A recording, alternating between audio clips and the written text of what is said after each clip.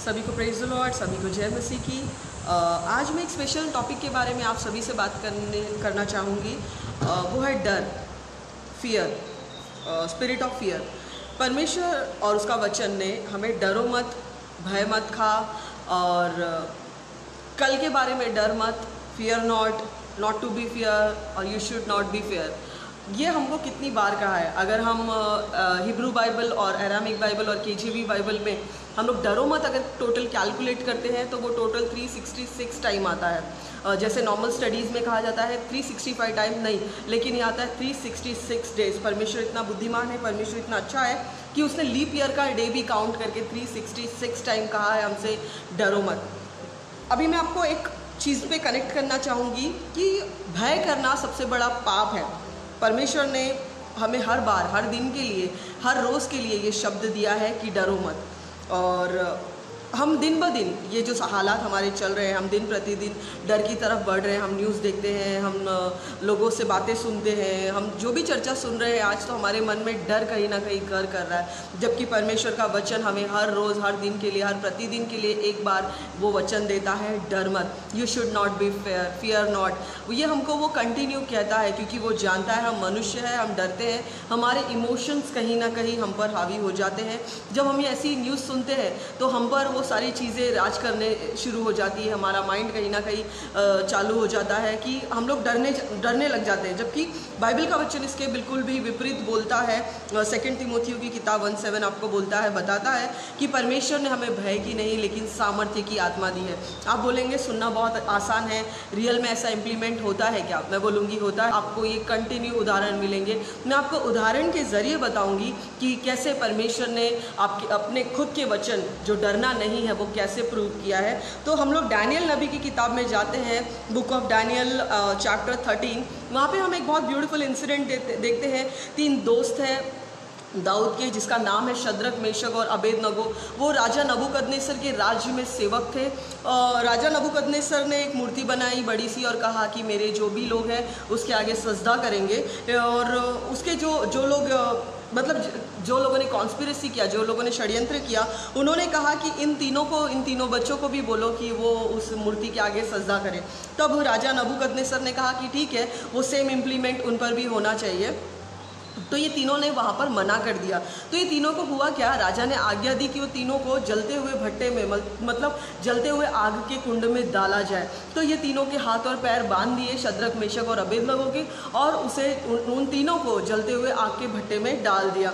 अब यहाँ पे क्या होता है, उन्होंने मना कर दिया। एंड तक वो मना ही करते रहे क्योंकि वो जानते थे वो किसको सजदा करते हैं, वो जानते थे वो जिसकी उपासना करते हैं वो परमेश्वर कैसा है। तो उन तीनों का एक मानना था, बाइबल क्लियर हमें बताती है डैनियल 13 में, कि उन तीनों का ऐसा था कि हमें परमेश्वर ज़रूर बचाएगा, और अगर सपोज़ नहीं भी बचाता है तो परमेश्वर की महिमा के लिए अगर हम मर भी गए तो कोई गम नहीं, ठीक है। लेकिन होता ऐसा है कि जिसने भट्टे में डाला, और राजा जो वहाँ पे खड़े हुए ये सारी चीज़ें देख रहा था, जब वो जलते होते हैं तीनों, जब वो तीनों आग में होते हैं तो क्या देखते हैं कि वो तीनों जल नहीं रहे हैं, वो तीनों आग में घूम फिर रहे हैं और उनको कुछ भी नहीं हो रहा है। यहाँ पे होता क्या है कि वो बोलता है कि देखो ज़रा उनको बाहर निकालो, और एक काम करो, उससे पहले वो बोलता है और आग को बढ़ा दो, फिर भी वो नहीं जलते, वो घूमते रहते हैं। जब वो बाहर बोलते इसको बाहर निकालो, जब बाहर निकालते तो देखते उनकी सिर्फ हाथ की रस्सियाँ जली थी, पैर के मोजे नहीं जले थे, उनके सर के छोटे से बाल भी नहीं झुलसे थे, उनको कुछ भी नहीं हुआ था, कुछ भी नहीं हुआ था। क्यों? तो उनका मानना ऐसा था कि परमेश्वर हमें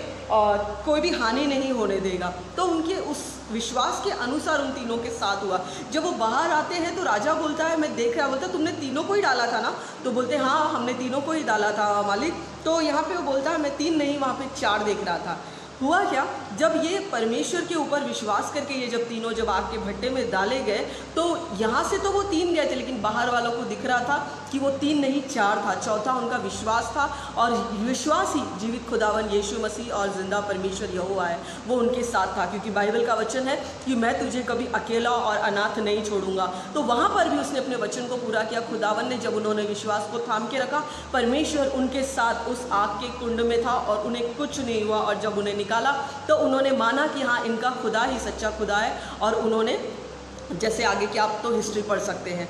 तो यहाँ पर यह है कि परमेश्वर ने जब कहा है भय मत खा, तो उन्होंने नहीं भय खाया, वो डरे नहीं। और उसका रिजल्ट क्या हुआ हम डैनियल की किताब में देखते हैं। अभी सेम हम आते हैं नए करार में। जैसे मैंने कहा, मैं पुराने से आपको नए की तरफ लेकर जाऊँगी कि परमेश्वर ने डरो नहीं और ये सारी चीज़ें कैसे कनेक्ट किया है। जब हम देखते हैं कि यीशु मसीह ने कहा था कि मैं गांव के तुम्हें उस पार मिलूंगा, चेलों से कहा था तुम सुबह होते वहाँ पे पहुँच जाना। तो जब चेले यहाँ से नाव पे से निकले तब वो क्या देखते हैं कि बड़ी आंधी और तूफान आया और उन्होंने किसी छवि को पानी पे चलते हुए देखा। जब वो छवि और नज़दीक आई, इन लोग डर गए, इनको लगा कोई भूत है जो पानी के ऊपर चल रहा है। जब गौर से देखा तो इनको पता चला ये उनका गुरु है, ये उनका रबाय है और ये और कोई नहीं, प्रभु यीशु मसीह जो पानी पर चल रहा है। वो लोग बहुत डर गए थे। तब उसने कहा डर मत, और पतरस की तरफ इशारा करके कहा कि पतरस आ जा। पतरस 2 कदम पतरस उतरा और 2 कदम चला।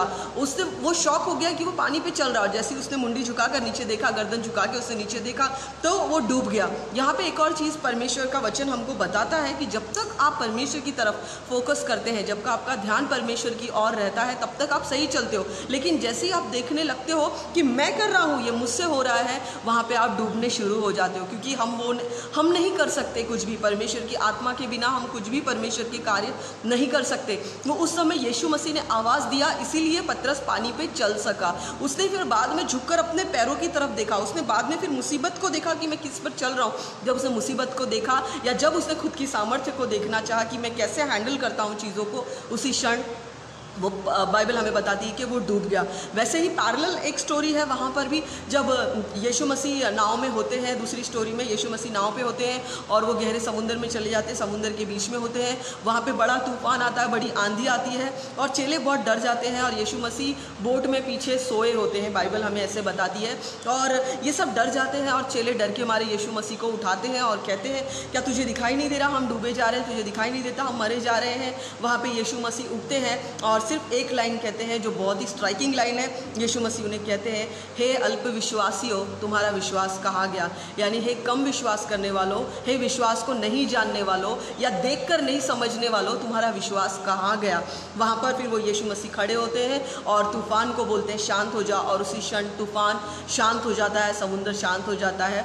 और यहाँ पे यीशु मसीह वो हवा को और तूफान को कमांड करते हैं, आज्ञा देते हैं। यहाँ पर यीशु मसीह, अगर हमको ऐसे लगता है कि हाँ यीशु मसीह वहाँ पे सोए थे, तो नहीं, वो सोए नहीं थे। वो देखना चाहते थे कि जिन शिष्यों को वो इतने साल से सिखा रहे हैं, जिन शिष्यों के साथ वो दिन रात उठ बैठ रहे हैं, तो जो विश्वास का बीज वो बोने की कोशिश कर रहे थे, क्या वो विश्वास का बीज जड़ पकड़ा है, क्या वो परीक्षा की घड़ी में वो फल उन्हें दिखेगा, क्या वो विश्वास जब परीक्षा की घड़ी आएगी तो क्या उनका झाड़ जो है, उनका पेड़ जो है, जो विश्वास का पेड़ है, राई के दाने के बराबर का जो अब पेड़ बन गया था इतने साल में, क्या वो तूफानों का सामना कर सकेगा। तो ऐसा हुआ कि नहीं हुआ। तो इसके लिए उन्होंने वो शब्द कहे, हे अल्प विश्वासियों, तुम्हारा विश्वास कहाँ गया। यहाँ पर हम अपने पर्सनल लाइफ से कनेक्ट कर सकते हैं इन चीज़ों को कि जब तकलीफ़ आती है, जब मुसीबत आती है, हम चर्च में जाते हैं, हम परमेश्वर का वचन सुनते हैं, हम इंटरनेट पे भी वचन सुनते हैं, हम ज़्यादा से ज़्यादा ट्राई करते हैं कि हम ओबीडियंट बन सके। और यकीन जानिए हम सभी कोशिश करते हैं, जेन्युइनली कोशिश करते हैं। लेकिन जिस वक्त मुसीबत आती है तो वहाँ पर हमारा जो विश्वास है वो हिलना शुरू हो जाता है, विश्वास की नैया हमारी डावाडोल होनी शुरू हो जाती है। यही वो पल है जब हमें विश्वास को थामना है, यही वो पल है जब हमें डरना नहीं है। क्योंकि ना वो शद्रक मेशक अबेदनगो डरे थे जलते हुए आग में, ना पतरस डरा था पहला कदम डालने से पहले, और जब यीशु मसीह वहाँ पर खड़े हुए थे तो उन्हें कोई डर नहीं था कि हाँ मैं बोलूँगा और वो नहीं सुनेंगे, क्योंकि वो जानते थे वो किसकी आज्ञाओं पर चल रहे हैं। तो यहाँ पे मेन जो मुद्दा है तो डर का, यीशु मसीह ने हर पल आपको और मुझे यही बताया है कि डरना मत, क्योंकि परमेश्वर हमारा सामर्थ्यशाली है, परमेश्वर हर लड़ाई को लड़ने की हिम्मत रखता है। आइए हम एक और जगह पे जाते हैं, एक्सोडस की किताब 14वें अध्याय में, निर्गमन की पुस्तक के 14वें अध्याय में, बुक ऑफ एक्सोडस चैप्टर 14। वहाँ पे जब मूसा लाल समुंदर पार करता है और सामने से लोग, फिरौन के लोग उसको मारने के लिए आ जाते हैं, तब वहाँ पे मूसा उनको बोलता है शांत खड़े रहो, डरो मत और स्थिर रहो, और परमेश्वर अब कैसे काम करता है वो तुम देखो। तो इसके ऊपर बहुत सुंदर गीत भी है, डरो मत चुपचाप खड़े रहो, परमेश्वर के उद्धार के काम देखो। तो हाँ सच में जब डर आता है, जब ऐसी कोई मुसीबत या परिस्थिति आती है, शांत खड़े रहिए। जैसे मैंने अपने प्रीवियस वीडियो में भी बताया था, धीरज धीरज रखिए, क्योंकि धीरज रखना थोड़ा सा ये पीरियड में थोड़ा सा मुश्किल हो जाता है, लेकिन नामुमकिन नहीं है परमेश्वर के आत्मा के लिए कुछ भी। तो धीरज को थामे रखिए और परमेश्वर को अपना काम करने दीजिए। यहाँ पे जैसे मूसा बोलता है कि डरो मत, चुप खड़े रहो और परमेश्वर के अभी उद्धार के काम देखो। तो हम आगे देखते हैं कैसे समुंदर को परमेश्वर ने 2 भागों में एक चद्दर की तरफ फाड़ दिया और कैसे वो समुंदर के बीच में सूखी भूमि से पार हो गए। और बाकी का तो हिस्ट्री आप देख सकते हैं, सभी लोगों को पता है, जाति अन्य जाति को सभी को पता है कि मूसा ने कैसे लाल समुंदर फाड़ा और लोगों को बचाया। तो यहाँ पे हर एक जगह पर परमेश्वर ने बताया है कि जो उस पर विश्वास करते हैं परमेश्वर उसे कभी लज्जित और फज्जित नहीं करेगा। परिस्थिति जो भी आए, सामने वाले लोग, सामने वाले शत्रु, सामने वाला शैतान चाहता है कि हम डरे, क्योंकि हम परमेश्वर की आज्ञा तोड़े, क्योंकि परमेश्वर ने हर दिन के लिए, मैंने आपको जैसे बताया 366 टाइम हमें कहा है कि डर मत, डर मत, डर मत। तो परमेश्वर का आज्ञा तोड़ना ही सबसे बड़ा पाप है। जब हम डरते हैं तो पहला पाप करते हैं। आप कहेंगे नहीं, मैं इंसान हूँ, मेरे साथ इमोशन में हो जाता है और मेरे साथ ऐसा होता है कि मैं हालातों पे काबू नहीं रख पाता हूँ और जब सिचुएशन मेरे ऊपर हावी होने की कोशिश करती है तो मैं डर जाता हूँ। तो यहाँ पे वो बोलते हैं हमारी परिस्थिति कितनी भी विकट क्यों नहीं हो, 1 जॉन 4:4 बोलता है कि हमारे अंदर जो है वो सबसे बड़ा है जो संसार में से जो भी हमारे ऊपर आएगा। ठीक है, तो हमारे अंदर जो है वो बहुत ही बड़ा है, बहुत ही सामर्थ्यशाली है, वो हमें बचाने के लिए केपेबल है, वो हमारे साथ खड़ा रहने के लिए काफ़ी है, वो हमें हर मुश्किल से बचाने के लिए काफ़ी है। तो हमें सिर्फ भरोसा करना है उस परमेश्वर पर, क्योंकि जिसने मूसा के साथ में लाल समुंदर पार किया वो परमेश्वर, और जो पानी पर चला वो परमेश्वर, जो शद्रक मेशक अबेदनगो के साथ आग में चला वो परमेश्वर। और एक और इंसिडेंट में आपको नए करार में कनेक्ट करूंगी, वो परमेश्वर आज भी हमारे साथ है। जब वो तीसरे दिन उठता है, जब यीशु मसीह जब तीसरे दिन उठता है तो मरियम मगदलीनी उसकी कब्र पे जाती है। जब उसकी कब्र पे जाती है तो देखती है कि पत्थर लुढ़का हुआ है, वहाँ पे वो डर जाती है। तो वहाँ पे यीशु मसीह उससे कहते हैं कि डर मत, मैं ही हूँ। तो वहाँ पर भी बताते हैं, यानी जब वो शरीर में थे तब तक तो वो कहते रहे थे डर मत, लेकिन जब वो कब्र में से निकले, जिंदा हुए, तब उनका सबसे पहला शब्द था पुनरुत्थान के बाद का कि डर मत। तो जो परमेश्वर पुराने करार में शद्रक मेशक अबेदनगो को सेव किया, वही परमेश्वर ने नए करार में सेव किया। पतरस को पानी पे चलाया, आंधी को शांत किया, उसके काफ़ी सारे इंसिडेंट है। और वही परमेश्वर जब मुर्दों में से जिंदा हुआ तो उसका सबसे पहला शब्द था उसके लोगों को, उसके दोस्तों को कि डर मत। तो आज भी परमेश्वर यही कहता है, परिस्थिति चाहे कोई भी क्यों ना हो, दुश्मन आपका कितना भी आपको ऐसा क्यों ना लगे कि हावी हो रहा हो, डरिएगा नहीं, क्योंकि परमेश्वर जो पुराने करार में था वो नए करार में भी है और वही आज हमारे साथ है। जब वो पुनरुत्थान हुआ तो उसका पहला शब्द था डर मत। जब हम आज्ञा तोड़ते हैं तो हम परमेश्वर के विरोध में काम करते हैं। आपको लगता है कि डर इमोशन है, लेकिन डर इमोशन नहीं है, डर आज्ञा को तोड़ना है, क्योंकि परमेश्वर की आज्ञा है डर मत। इसलिए डरिए मत। डर सभी को लगता है, मैं जानती हूँ, लेकिन वचनों को क्लेम करना सीखिए कि परमेश्वर, जब भी आपको डर लगे आप कहिए कि परमेश्वर तूने मुझे डर की नहीं लेकिन सामर्थ्य की आत्मा दी है, संयम की आत्मा दी है, सेल्फ कंट्रोल की, और तूने प्रेम की आत्मा दी है। सिचुएशन को अलग नज़रिए से देखना सीखिए। जैसे शद्रक मेशक अबेदनगो ने एक स्टेटमेंट दिया था जो बहुत ब्यूटीफुल था, परमेश्वर हम जानते हैं तो हमें बचाएगा, और अगर हम नहीं भी बचे तो तेरे महिमा के लिए होने दे। हम ऐसे जीवन क्यों नहीं जीते, ऐसे विश्वास के साथ जीवन क्यों नहीं जीते। तो आज ये परिस्थिति है जहाँ पर हमें दिखाने की ज़रूरत है कि हाँ खुदावन खुदा, तूने हमारे लिए सेक्रीफाइस किया, तूने अपना हर घड़ी वचन पूरा किया, तू हमें कभी अकेला और अनाथ नहीं छोड़ा।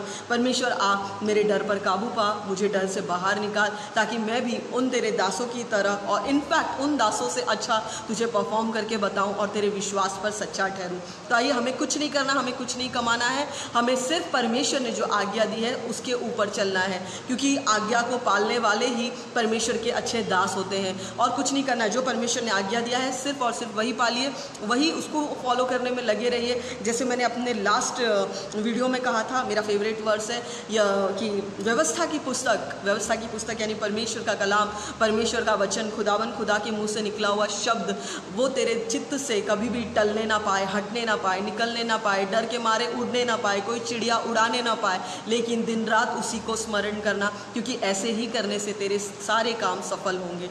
ठीक है, तो एक्सरसाइज कीजिए, ये सारी बातें एक्सरसाइज करने की है। आपके पास ओवरनाइट विश्वास इनबिल्ट नहीं होगा, तो इस पर एक्सरसाइज कीजिए कि परमेश्वर, जैसे तूने शद्रक मेशक अबेदनगो को बचाया था, तू हमें भी बचाएगा, मुझे विश्वास है। जैसे फिरौन से तूने मूसा और उसके सारे लोगों को पानी में से निकाला था परमेश्वर, मैं विश्वास करता हूँ तू मुझे निकालेगा परमेश्वर। आप अपने विश्वास की नए नए एग्जाम्पल्स, नए नए साक्षियाँ तैयार कीजिए, क्योंकि इन दिनों में वाकई में परमेश्वर और उसकी आत्मा अपने लोगों पर ज़ोरों शोरों से उंडेल रहा है, बहुत दायत से उंडेल रहा है। और मांगिए ज़रूर मिलेगा, क्योंकि जैसे उसने कहा है तो हम मांगेंगे तो हमें ज़रूर मिलेगा, क्योंकि वचन कहता है मांगो तो तुम्हें मिलेगा, ढूंढोगे तो तुम पाओगे, और खटखटाओगे तो खोला जाएगा। आइए परमेश्वर के दरवाजे को खटखटाइए कि परमेश्वर मैं विश्वास में कमज़ोर हूँ, परमेश्वर मुझे डर लगता है, परमेश्वर मुझे इन डर से बाहर निकाल। परमेश्वर ज़रूर दरवाज़ा खोलेंगे आपके लिए सामर्थ्य और शक्ति के।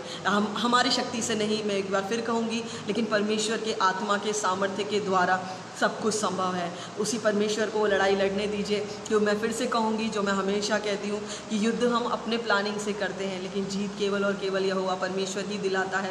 तो जो जीत सकता है उसी के हाथ में अपनी लड़ाई सौंप दीजिए, बाकी का परमेश्वर आपको संभाल लेगा। और इसी के साथ में ये वर्ड यहाँ पे फिनिश करती हूँ। आई होप आपको ये चीज़ समझी हो कि हमें डरना नहीं है, परिस्थिति, सिचुएशन और आज के हालात जो भी हो, डरिएगा मत, परमेश्वर हमारे साथ है और वो हमेशा है। वो सिर्फ बोलने वाला परमेश्वर नहीं है, वो करने वाला परमेश्वर है।